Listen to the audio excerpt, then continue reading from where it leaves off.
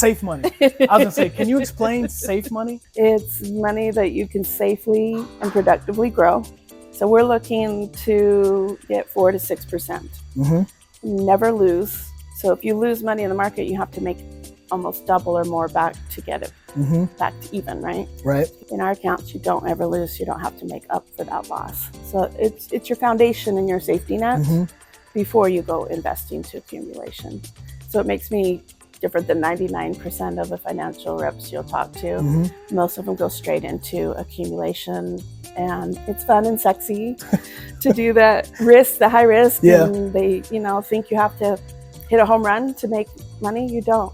We make millionaires just in safe money. Not all of our clients want to go to riskier investments, and you don't have to. I can say, hey, I want to do some investment, Nicole. I got some money I want to invest with. You said it earlier. I can get all the benefits of the market when it's going up. You can get most of the upside, but never the downside. But never the downside. Yeah. I like it. When I learned that, that's how I got into the business.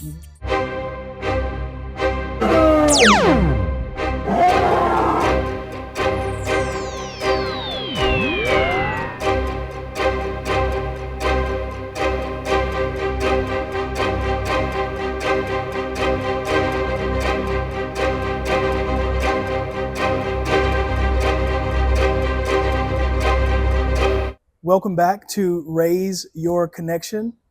I think this episode is 8, if I'm not mistaken. Episode 8. 8's a good number. It's a good number. Because it's got the infinity symbol. That's right. Right? Yep. Yeah. So I have with me today my guest, Nicole Aspenson. Hello, Nicole. Hello, Marcus. Thanks for having me here. Thank you for participating. I love it. I love it. So, Nicole, how would you explain... Because I've said it before, and I think I said it wrong whenever I was introducing you to somebody, like your what you do. Yeah. So I know the name of your company is Anchor Financial. Correct. And it's part of Five Rings Financial. Yep. So okay. Anchor Financial is a Five Rings financial agency. Okay.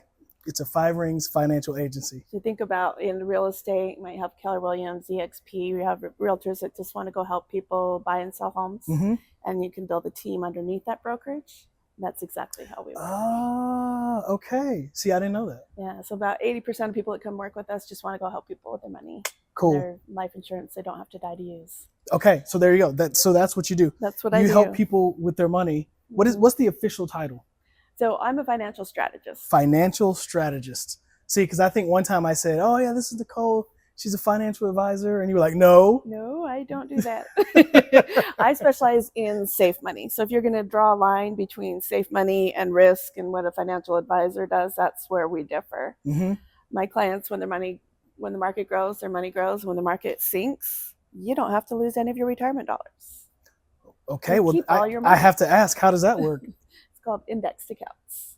Index accounts. Is it like index funds? It is not, because index funds you can experience the downside. Well, that's what I was going to say. It is like buying, let's say we're looking at the S&P 500, for example. You're not in the market, but we look at the S&P 500 and the S&P 500 goes up. It's like owning the entire index with the downside risk. Right. When it goes down, you have a zero floor, so you don't have to lose. Huh. Interesting. If you want to learn more, come to Money 101. Well, what's money for everybody listening who might be interested in that? What's Money 101? So Money 101 is our class on the fundamental principles we all should have learned growing up and probably didn't, and what you can do next. I talk to a lot of people about that when we go, man, I wish they had taught us in school about credit and investments, right? Absolutely. It's like, I don't know. I feel like, was it the way school is set up? It doesn't really, okay, I'm just going to go on a wing and say it.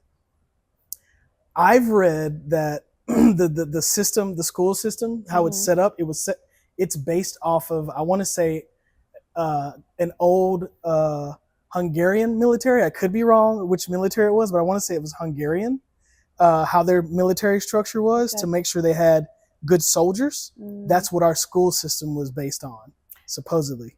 It is, put little robots in a seat and make them learn. Yes. So I don't know the basis and the background. There are some states where I grew up, you had to take personal finance class to graduate high school. See, that's cool. And that is becoming more. There's a few states trying to implement it now, but it was a lifetime ago. I'm not going to age myself, but when I was in school, it was a requirement to graduate high school. You had to have a personal finance class. Okay, so it was a thing. Yeah. Well, not in my school. You know what? I remember in like middle school, maybe they taught you how to write a check. Yeah. And then we took economics, but it wasn't like, it was like, oh, this is the big picture. Here's the world. Right. This is how it works in America. This is how it works in the world. But it wasn't like, here's how you can take advantage of investment strategies. Right. Here's Warren Buffett. Like it was nothing like that. We even had, I did, home ec is an easy alternative class, extracurricular. Sorry, kids don't get that anymore. They don't do home ec anymore? No. I even did home ec. Yeah, so if you did a few years of home ec, you could take a vocational home ec class. And it was so fun. We learned like comparison shopping prices, what is the value, the deal might not be the best price. So we had a homework where we did that. We created a restaurant, so we broke up into groups of 5 or 6 students, and we got to choose our menu. We had a budget. We had to go market to the school and get everybody to come to our restaurant. Was on the way down to the lunchroom and see if we could make a profit. Who did the cooking? We did. Really? It was the vocational home ec class. Do you remember what you We served? did Mexican food because the profit margin was the highest. So you could buy the ingredients at a relatively low price and resell it. Do you remember the markup on it? I have no clue. I wouldn't even know how to translate it from yesterday's dollars to today. Right. I was in high school, Marcus. I get it. It's been a while. I get it. Man, that sounds fun. I wish you would have done that. I did home ec, but it was like they taught you. It was like showing you the roles of the man and the woman. Oh, like their roles, like they had the fake baby. Oh, yeah. Yeah, and they taught us how to cook. I knew how to cook, so my mom taught me how to cook. Yeah. But they taught us, I remember we made biscuits. That was a thing. And they had the fake baby for the girls to like, and us too, the guys too, to see what it was like. Yeah. Like it was lifelike or whatever. Yeah, but besides that, it wasn't anything cool like that. Yeah, that was, next level where somebody, it's kind of feeding students into a possibility of trade schools. Before it was a no-no to talk about trade schools. Yeah, what's up with that now? Yeah, well, I hope it's shifting back. I think it is. I think it is. Yeah, because college you get so much debt. Everyone. It's not. I've talked to 3 different clients in the last few years. Over $200,000 of student loan debt they've got on their shoulders right now. And starting their own businesses. It's crazy. So they have college debt and they're going to get basically in the business debt too. Yeah. Possibly. Yeah. Yeah, that's rough. Yeah, college is, I think when I was coming up, like when I was in high school and they're like, oh yeah, you can go to college, just $30,000. Yeah, and now it's like 100K. It's definitely 100K to 200K. Yeah, these were chiropractors and acupuncturists, so that's why they're starting their own business. But to start your own brick and mortar from scratch, you got to figure that's 3 to 5 years to even think about a profit. Yep. And then $200,000 of student loan debt on top of it. So I did connect them with a partner of ours to help them with the student loan debt part. Nice. So with what you specifically do, like so you help these people who they decided they want to go into business for themselves. Were they already working in their respective industries, or did they just get out of college? They're just out of school starting their practices. Wow. Yeah. And they found you. So a couple of them had been in practice for a couple of years, starting to get to a point where they can think about saving a little bit for their future. Okay. Figuring out the landscape with their business and what to do to pay their old lady first. Your future self. Yeah. You pay your old man first, Marcus. Is that what you call it? Pay your old version self? Yeah. So I guess who's looking for Nicole? Like, who's your demographic? Perfect? Yeah, your demographic. There we go.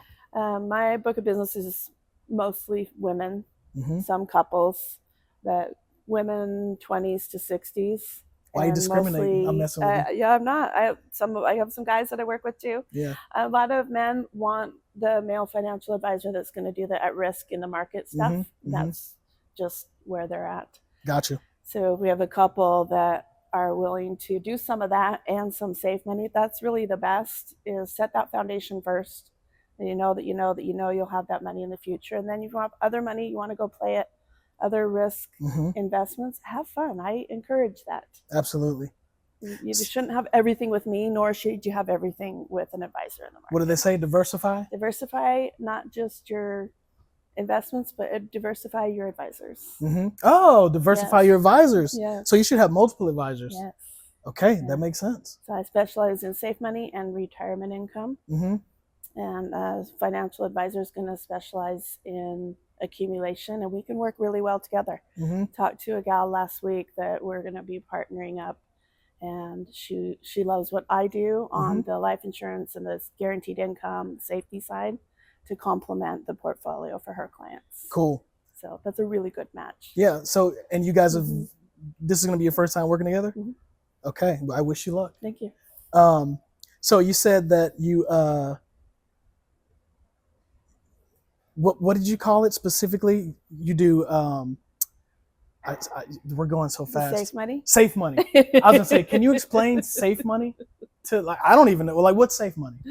It's money that you can safely and productively grow. So we're looking to get 4 to 6%. Never lose. So if you lose money in the market, you have to make almost double or more back to get it back to even, right? Right. If you lose 18%, you probably need to make about 22 to get back to where you started. In our accounts, you don't ever lose. You don't have to make up for that loss. So it's your foundation and your safety net before you go investing to accumulation. So it makes me different than 99% of the financial reps you'll talk to. Most of them go straight into accumulation, and it's fun and sexy to do that risk, the high risk. And they, think you have to hit a home run to make money. You don't.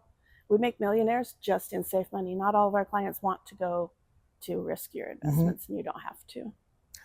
So you can, I can be an I can say, hey, I want to do some investment, Nicole. I got some money I want to invest with, and I can play with you said it earlier, I can get all the benefits of the market when it's going up. You can get most of the upside. Most of the upside. Okay. But never the downside. But never the downside. Yes. That's pretty enticing, actually. Yeah. I like it. When I learned that, that's how I got into the business. I was doing accounting and bookkeeping. I saw this potential and went, oh my gosh, I need to add this to my business. I need to go help more people, because at 40 years old, zero savings. I had watched my mom lose half of her 401k 2 years before she thought she was going to retire. It took her 6 to 7 more years to do so. And I was like, I'm not signing up for that plan. No. So I guess I'll just work every day until the day I die. Just work until I take a dirt nap. Yeah. And then I learned that there's strategies where you can grow your money safely and never lose it. And that I had 30 years ahead of me for compound interest to work in my favor. I'm like, why doesn't everybody know this? Why do we not get taught this growing up? Have you found that answer? Why we don't know? Why it's not being taught? Yeah. That's our crusade, is to change it and to disrupt the industry. In the industry, most advisors, some are getting on board with getting a little more balanced and more holistic, but most of them don't like our accounts because they want their assets under management and their fees. When you lose money, they still make money. Of course. Right? That's what they're interested in. We don't work like that. And we work on a no-fee basis. No money ever comes out of our clients' accounts to pay me. How does that work? The companies that we partner with, and I work like a broker. So I have multiple companies. So I get to go find the right fit for my clients. What are your goals? What are your timelines? What is it that you want to accomplish? I can go shop multiple companies for you. And when I connect you, bring you a couple of options I make a bridge to connect you to the company that you choose, and then they pay me out of their admin budget.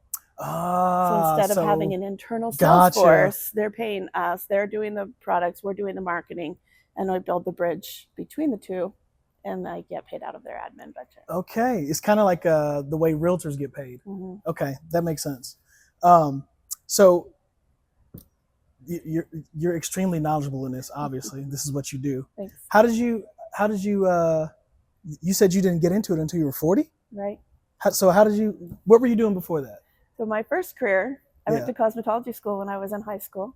Oh, my mom did cosmetology school. So I went to work for a retail salon and grew into management very quickly. And my son's father wanted to be an entrepreneur. So in the middle there, I went back to school for accounting. So we need to know how to do the books and the accounting if we're going to have our own business. Okay. And congruent, or in sync with that, I kept growing into management. I was a district manager, 4 stores by the time I was 24. Were you still doing the hair? Yeah, I was. You still had clients even Yep. though you were district manager? Yep. I don't even. So I had my own store that I managed and took clients in. Yeah. And I had 3 other managers that I supported. I'm just curious. I'm sorry. I like to go down the tangents here. So you did hair. I did hair. Okay. You were a district manager, so you were responsible for all these stores. How many appointments would you have were you actually like? I would spend probably about 25% of my time on the floor. Gotcha. The rest, so you were like management role. You were sought after, like, oh, I got Nicole. She's barely doing it. I get to get Nicole do my hair. Okay, I'm sorry. I went down. That's okay. So that led me into accounting. When my son was 2, he had been diagnosed with asthma, but his babysitter called me one day and said his chest was completely concave and she didn't know what to do for him. So I left in the middle of a haircut. Yeah, that's terrifying. I assigned somebody, said, well, as soon as you're done, you're going to finish this haircut. I'm leaving. Yeah. And I put my 2 weeks notice in shortly after that because we had just brought on an investor for our business where I could just do our accounting full time and stay at home with him. I know your son was he okay then? It got worse. It was a full-time job to keep him breathing, to keep him alive. And when he was 5, we moved from Salt Lake City. We moved to California, to San Diego. And within a year, he was off of all the medications. Before we moved, at 4 years old, he was on a couple different inhalers, plus a pill, singular accolade, whatever, we kept trying. And his emergency inhaler. I was graphing his breathing just to track it. And we were putting him on prednisone bursts of 5, 7, getting up to 10-day bursts of prednisone into this little 4-year-old body. We're pumping all these steroids just to keep him breathing. And then you moved to California. That's why we left. Yeah. And you get all the sunlight and he's okay. Well, the air quality. Oh, is that what it was? It's air quality. Huge difference. Yeah. Salt Lake City's in a big, surrounded by mountains. Yeah, surrounded by the mountains. Yeah. So you get these temperature inversions that trap all the pollution in the valley. It gets really gross. See, I didn't know that. In San Diego on the coast, you got the breeze coming in. And actually went to visit my dad in LA for a week before we decided to move to see how he would do. And while my son's father went to talk to an old friend about starting business down there, and my son's breathing was 100% better in LA than it was in Salt Lake City. That's when you knew you had to do it. Let's go. So I moved sight unseen. I never even visited San Diego before moving there. I said, if he can breathe at Dad's house, we'll be fine. In San Diego, let's go. Yeah. Didn't LA have like some pollution at one point? Oh, my dad was in Granada Hills. Yeah, it did. And in older years, like my current husband, grew up in LA. And yeah, there were some years where he said it was really gross. So. Yeah, I thought so. But by the time 2000, it was better, and my dad was up on the hills. So I'm like, well, if you can breathe here, we can go. Let's go. And the rest is history. Yeah. What's you said in your home ec class, this is retarded, but he's like, I can't get over this. You said you guys did Mexican food. Whenever you got to San Diego, how did you like the Mexican food? See, I don't really care that much for Mexican food. Really? It was a group decision. I was outvoted, and the numbers made sense. Gotcha. So you don't like Mexican food. I've never heard anybody say they don't like Mexican food. I've learned to like something. I like flautas. Yeah. I like can eat at Chipotle. Yeah. But that's that like higher Mexican level. Food. I know my mom asked me, why do you want to do Chipotle for my birthday when I just went to celebrate her 80th birthday? I go, that's not Mexican food. No, it's not. She's like, oh, okay. It's very different. Yeah. Yeah. But so I can do a little, mostly salads, flautas, and basic. Okay. Yeah. Okay. But then from in San Diego, built our own home theater business, and I was the CFO of that. So carrying on the accounting theme. my ex decided to no longer do that business and pulled that rug out from under us, made the decision by themselves. And then I started my own accounting bookkeeping business. I became a QuickBooks Pro advisor and started getting my own clients. And when I found Five Rings Financial, knew I needed to add that to my business. And about 2 years in, I transitioned full time with Five Rings. And then a couple years later, started branding my own agency. Nice. And the Anchor Financial is because we provide security, safety, hope, peace of mind. And my husband now is a retired naval officer. I know. Yeah, he's a naval officer. Where I'm tying the Anchor Financial into my agency. So you came up with the Anchor aspect of it. Mm-hmm. Okay, now it all makes sense. Because I've even thought about that. I was like, I'm not going to say your husband's name. He probably didn't want me to. But I was like, he's a naval officer, and her business is called Anchor. I wonder if that's got something to do with that. It's not an accident. Okay, all right. I was thinking of the Anchor before we were together because of the safety and security and peace of mind. Yeah, it gives you an anchor. It was already there, and then that just solidified it when we got serious. Absolutely. Yeah. So the Five Rings thing makes me think. I just want to say this because it's awesome. So there's this legendary figure from Japan. His name's Miyamoto Musashi, and he's famous for he was a swordsman, and he fought. I want to say, people will tell me if I'm wrong. I want to say somewhere between either 30 or 60 fights, with swords, and he never lost. Okay. And he wrote a book called The Book of Five Rings. Yes, he did. Yeah. And I always wondered. I was like, did Nicole read the? No. Okay.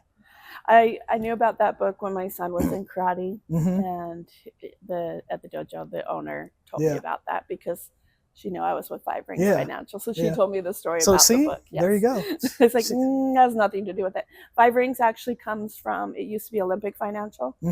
And when the CEO, the founder, moved from Kansas to Colorado, the Olympic Committee said, "You will be changing your name because they will force you to do that." And so instead of the Olympic symbols or the Olympic rings, because he was on track, he was a track and field, total Olympic guy. But so now the rings are a bridge. So it's a bridge from where you are now to where you want to go, whether that be working with us and building your business or helping families to build their bridge with their finances. Gotcha. So here's something I've always wanted to ask you. I never think about it whenever I see you because there's always other things going on. So, for instance, life insurance. You do that. Absolutely. Right? Yes. How does that work with, I guess, because nobody really thinks about investing when you're thinking about life insurance. Right. Well, so there's kind of twofold with the life insurance. First, there's a protection. Do you have the old kind or do you have the new kind of life insurance? The old kind is death insurance, death only. Right? Pretty much. You have life insurance. Why do you have it? No, who do you have it for? For your family. It's for your family in case something happens. Especially those with kids. So that's important. But what if you don't die? We have living benefits. It's the new kind of life insurance. So you don't have to die to access your life insurance. There's 20 to 24 different triggers to access your policy. The most common are like heart attack, stroke, cancer. There's a whole bunch of others. We have one company that has Alzheimer's specifically, long-term care riders, or chronic illness. If you can't perform 2 activities independently, you need somebody to help care for you, you can access your policy. So that's the baseline, the life insurance piece. Okay. Then savvy investors can utilize it to leverage their money. You can overfund it, take money out, flip a house, do another investment, put the money back. So I mentioned we're looking at 4 to 6% safe growth, right? That's what I was going to say. Is so when it's there, it's actually growing. It is, and then you can pull off of it. It's still growing. You're actually borrowing against it. It's still growing, and then so it's like collateral. You do another investment. Maybe you earn 10%, or you bought a house and flipped it. And then you repay yourself, pay it back. So it's really great to not have to go to the bank, not have to ask for money. A lot of investors will utilize it to leverage that money for other investments. So if I'm like, I'm serious about like I got money. I won the lottery or whatever. I came into some money. Okay. A very viable option is what you're telling me. Just that one little. It could be for a portion of your life money. insurance benefit you just told me about. I could just invest in that and overfund it or whatever, and have it growing at the 4%, 4 to 6%, right? On average, yeah. On average, and say, oh, you know what?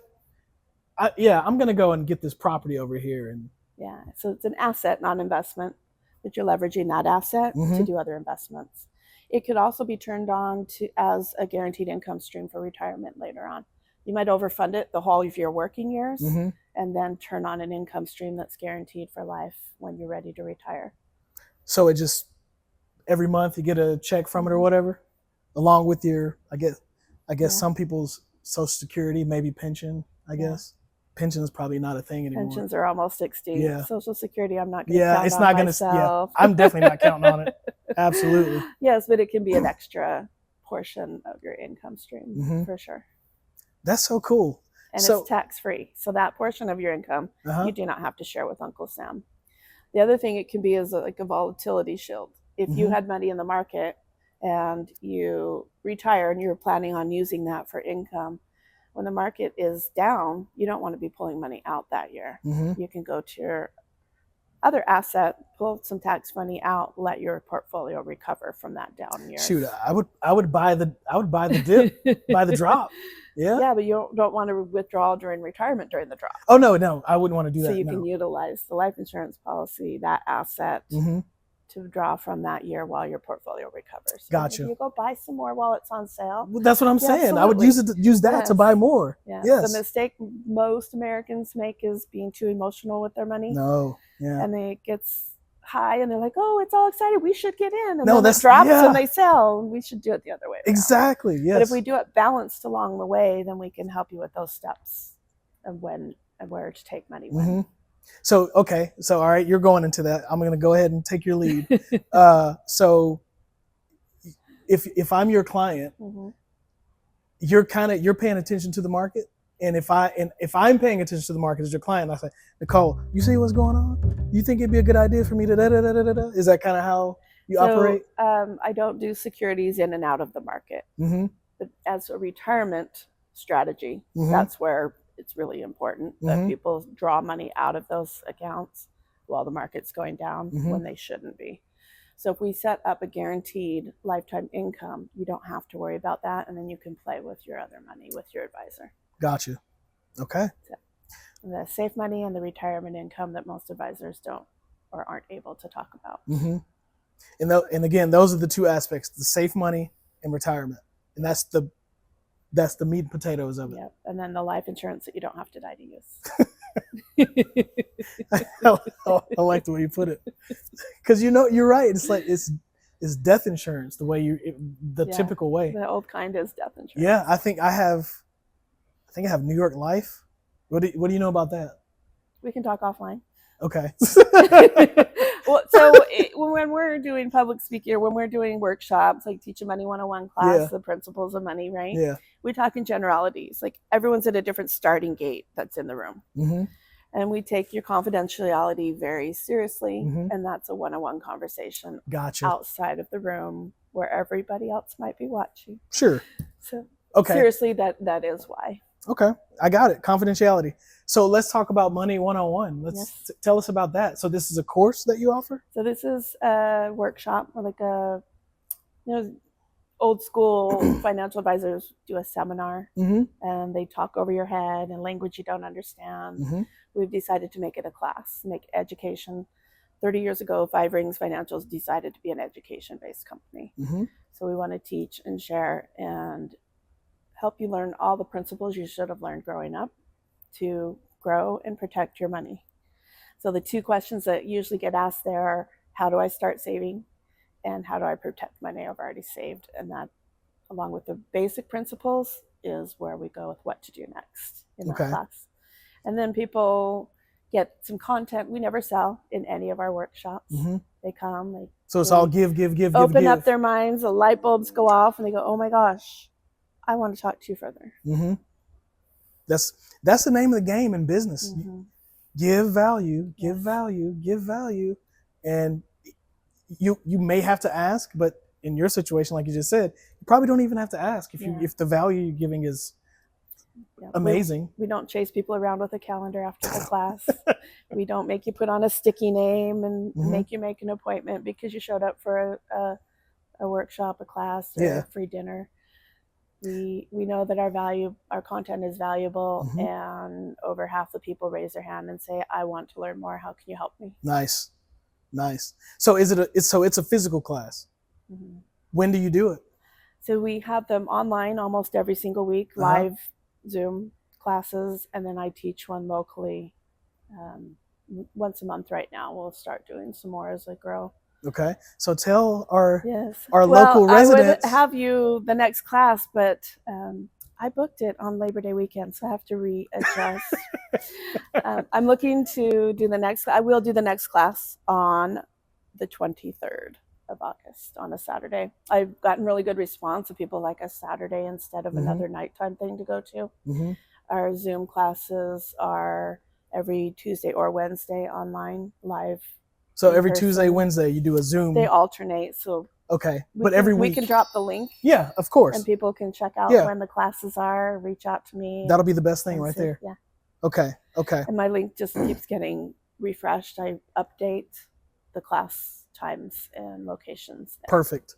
The biggest thing I know from you is wine, women, and wealth. Yes, sir. And it's not against men; it's just for women.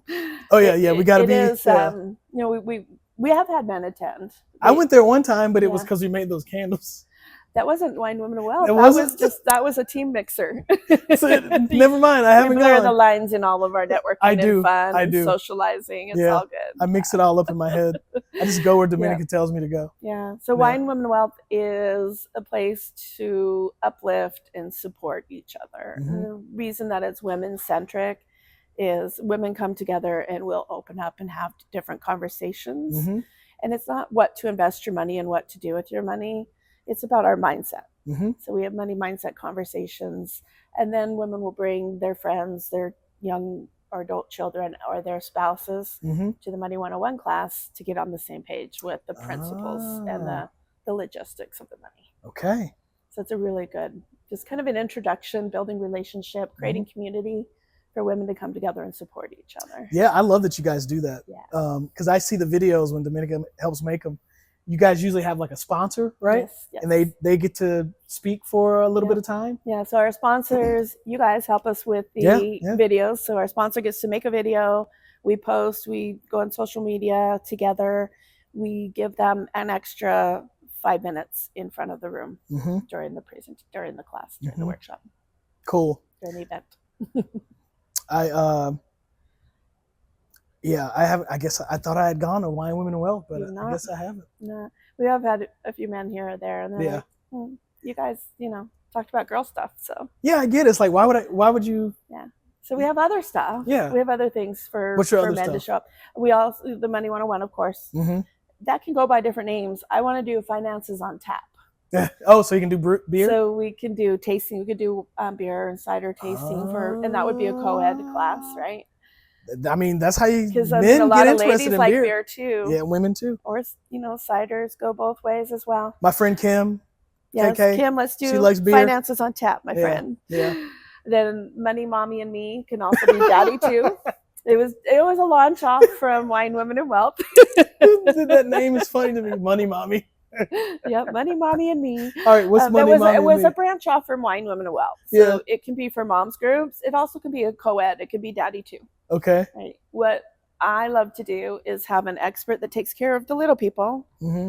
Go do activities with the little people, the kids, and give me a classroom to teach the adults. So I teach the adults how to have their children have good money mindset, money habits, day-to-day life, just conversations around having that great education for our kids from 3 years old up through college. Oh. Kids understand value exchange by the age of 3. Of course. Yeah. Especially if you got good parents and they teach you, hey, go clean your room up and you'll get an allowance. That's right. And you learn that. Yep. I learned that young. It's like, I'm not trying to toot my own horn here, but usually when I have a job, I'm commended by my work ethic. Right. Because my parents taught me. Thank you, parents. Yes. I appreciate it and love you for that. My work ethic is usually above and beyond the average person's. That's great. Yeah. So I guess I believe that about you. You do? I do. Good. Yes. I think how you do one thing is how you do everything, and you always show up with excellence. I do always show up. Yes. Thank you. Thank you. So I was going to say, when it comes to what's in store for like the future, I guess, like how are you, what's your goal eventually for Anchor Financial, I guess? Yeah, so, or are you good like where it is? Absolutely growing. Mm-hmm. Yes. Five Rings Financial is growing by double digits every year. That's what I thought. You don't see it as much here because I came to Washington, like here I am. So I have a couple of gentlemen, a few women that are dipping their toes in, looking at coming to work with us. And the more that I can grow my agency, I can mentor others. We specialize in bringing people into our industry that have never been in the industry before. Okay. We encourage people to start part-time because you need to be able to pay your bills while you're building the business. Of course. That's not the case with all financial service companies. And the more people that they can put me in front of, the more reach that I have to help more families and business owners. Okay. So absolutely I'm hiring. I'm looking to bring business partners on. So specifically people who can do it part-time so they can still support themselves or their families and learn and then grow into the role to where they can use it as their sole source of income, basically. Correct. Okay. Or they might want to be dual career forever. A realtor, and you're not a against mortgage that. broker, not at all. We don't have quotas. We don't have minimum things that you need to reach, minimum mandatory meetings. Yeah. So the great thing about our business is we don't have mandatory meetings and quotas. The not so great thing for some people about our business is we don't have mandatory meetings and quotas. It's a double-edged sword. It can be. So entrepreneurial mind, people that have a heart to help people, like the heart servant leaders, really love. Teachers that are getting out of teaching do amazing in our business. Why is that? We're an education-based company, and they get to keep teaching. Oh, so they love it. Teaching about money and earning a really professional income. There's they go, I didn't make this when I was teaching. Yes, no, they wouldn't. Yes. Realtors, the market's doing weird things. They can go help those families again. Like realtors put a family in the home. What if one of those breadwinners can't work for 6 months to a year because they have cancer or heart attack or stroke or something? How are they going to pay their mortgage? So living benefits keeps the family in the home. And I would love to teach more realtors how they can be better remembered by their clients, even if they don't want to work with me, to introduce me to help those families further. So, so saying that, have you reached out to maybe do something for realtors to? Yeah, I got to speak last month in Oregon in a mortgage company to a group of realtors, and got to share exactly that, how to help your clients remember you better. Nice. And taught them what living benefits is, how they can help those families at that next level. They're going to get bombarded with life insurance offers and their death insurance offers when they buy a home. If we can get in front of them first and teach them about living benefits and get that true protection in place, that would just make my heart sing. Can I ask, what's one of the ways for a realtor to make the family remember them better? Like you said, to introduce them to living benefits, so they don't know it that day. And when I work with a client, they don't know that day how important I am in their lives until down the road, when they are able to retire, or when they have one of those life events happen, that they are able to stay in their home, pay their mortgage, keep food on the table, get through that medical event with the financial burden off their shoulders. The person that introduced them and myself become the most important people in the world that day.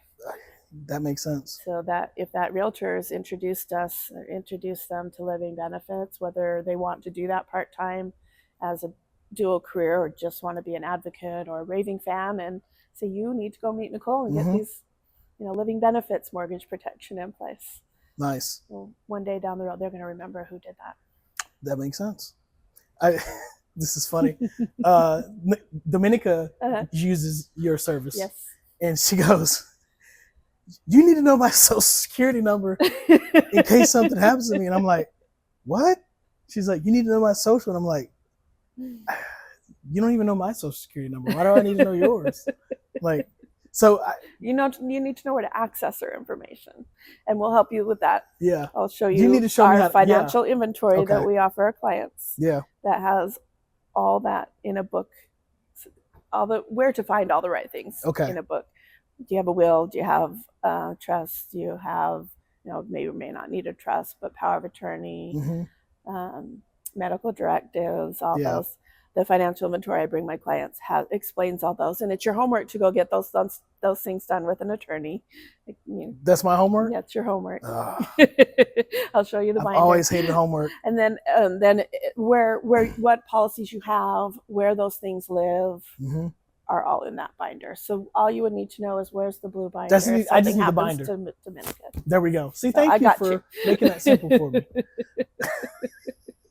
So, do you have any like really cool examples of like how you've helped somebody or anything like that? Like a cool story?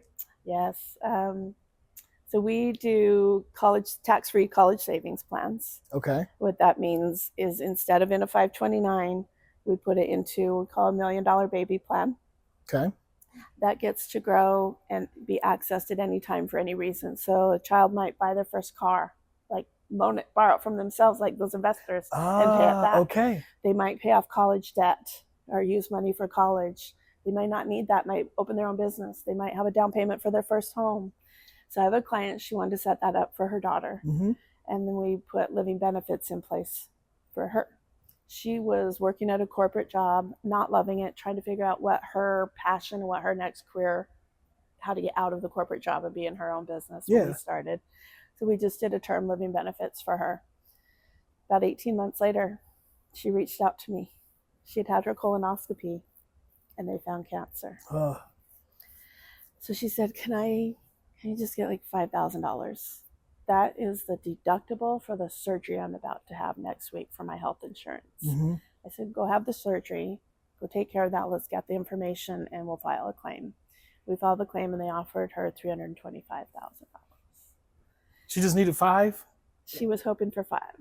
So she said, I don't have to go back to my corporate job.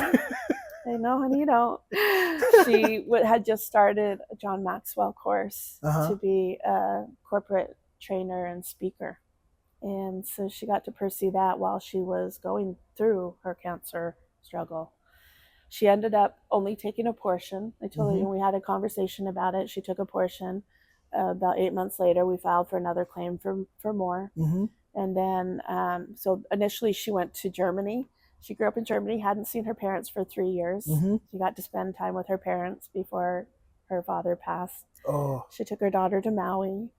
A few years later, she went back to Germany and took her daughter on a trip. And she had gone and done alternate treatments that her health insurance wouldn't pay for in the meantime. Funded her daughter's college a little bit more, did some other investments. It was her money to do with whatever she wanted.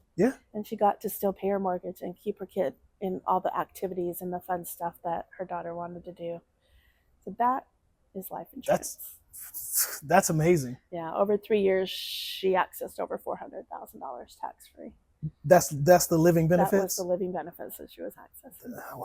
That's better than benefits. I'd call it living living enhancements. Exactly right. Yeah. So and there's a ton of them on my website. If you want to go to the website, we can drop that link down. I'll drop the link to your website. A lot of stories.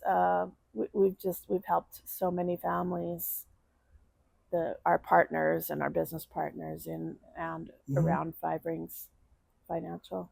We've got a lot of stories. So that lady, she made it through her treatment? She's good? She made it for 5 years. Oh, she made it for 5 years. And she got that 5 years, the memories and the time and the financial burden lifted while she was going through that. Unfortunately, she didn't. But she got to do a lot of things before that happened. And the 5 years would have been very different. Absolutely. Otherwise. It could have been miserable. Yeah. So for every 9 living benefit. We pay 9 living benefits claims for every 1 death claim that we pay. That's something is going to happen to us eventually. Yeah. Before we die.